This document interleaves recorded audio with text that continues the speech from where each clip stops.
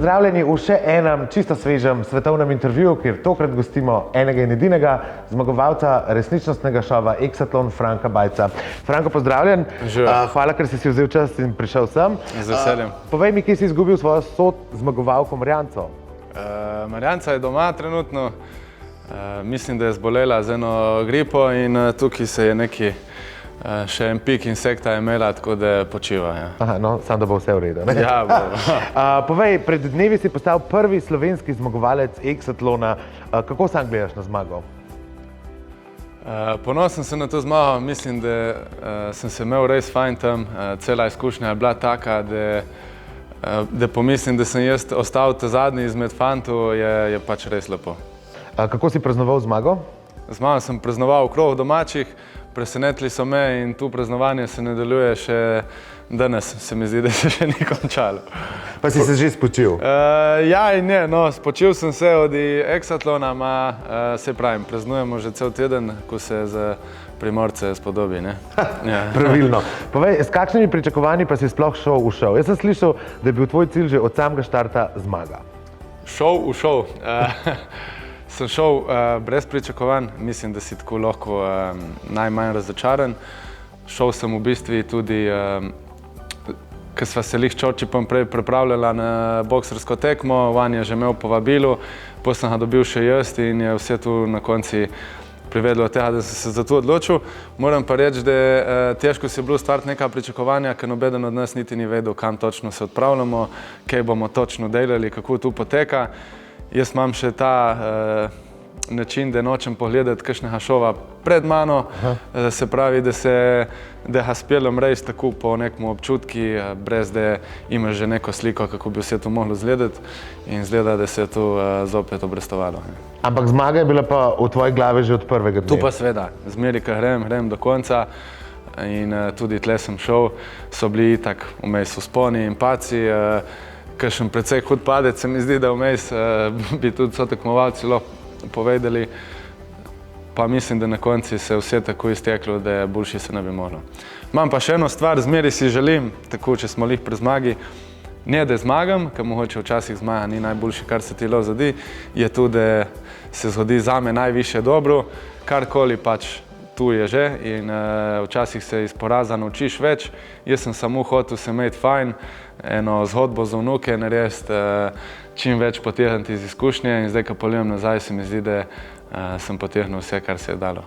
Super, kljub vzponovim padcem, ne? Če greva malo na padce, imel si poškodbo in sicer si fasal infekcijo, če temu tako rečeva. Je bilo res tako hudo, kakor je izgledalo? Ne vem točno, kaj je bilo pokazano, bilo je precej hudo v smislu, ker nobeden ni vedel točno, kaj se dogaja. Jaz sem imel tako otečen biceps, sicer bi rad imel tako velik biceps, kdaj ima ne na tak način.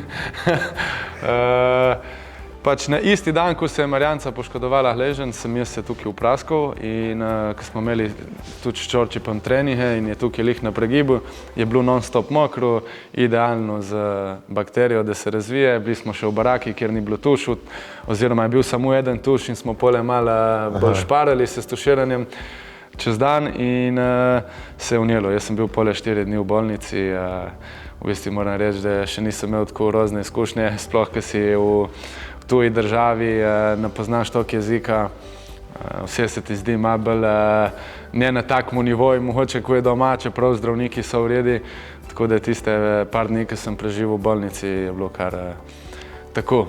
Je že šlo v to smer, da je mogoče boljše, da grem jaz domov, ne.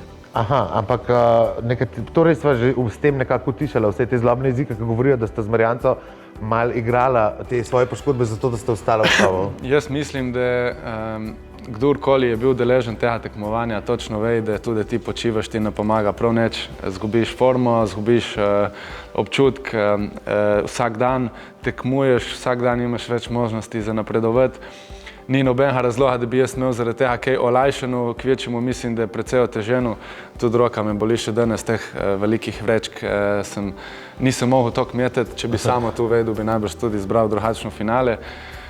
Jaz mislim, da mi bolnica v smislu, razen mogoče psihično mi je dalo na konci malo več motivacije, kar se tiče fizične pripravljenosti mi je pa samo škodilo. Noge so bile počasne, roke so bile brez občutka, tako sem imel roko 3 tedne in nimaš zdaj ti občutka za te fine metati in je bilo tudi vid za te fine žogice mi pole ni šlo več. Kaj pa je bilo poleg tega še tebi najtežji v Dominikani? Torej, kje so bili tisti najtežji trenutki zate? Najtežje je bilo meni se sprijazniti s tem, da nam bo zmeri vroče. Jaz imam rad, da je malo zime, da se lahko stisneš kaj, da se pohreješ. Zmeri je lažje eno stvar si obleči, kakor sleči, ko nimaš več nič na sebi. Tako da mi je bila ta vročina, ostalo se mi pa zdi, da sem že precej navajen, tudi smo doma, tudi sam potek šova. Pohnu ljudi misli, da gre samo tle za tekmovanje, mi smo 24 ur na dan skupaj, so še druge stvari, se mi zdi, da sem šel v to najbolj pripravljen do zdaj, tako, kar se tiče glave, da si ne sam sebi otežuje stvari. Kaj pa si najbolj pogrešal v teh 3 mesecih? Je bil to tudi mogoče telefon? Ne, telefon, jaz in telefon nisva prijatelja.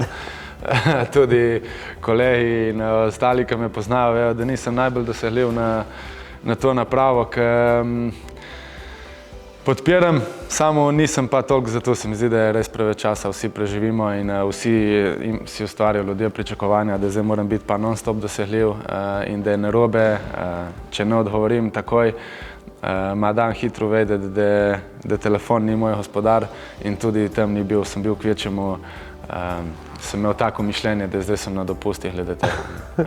Super. Kaj pa denarna nagrada, že veš, kako jo boš porabil? Sigurno bo prišla prav, močla bo, da bom delal še več stvari, ki me veselijo, mogoče malo olajšanje na to, ker je sploh taka situacija zdaj, ker mogoče kakšni biznisi ne grejo toliko. Ma bolj kot tu, iskreno mi pomeni izkušnja o denarni nagradi, nisem razmišljal, ker sem razmišljal najprej, da je treba zmagati in bomo tu, bo pa sigurno šlo tudi v to, da iz tega naredim še kaj več.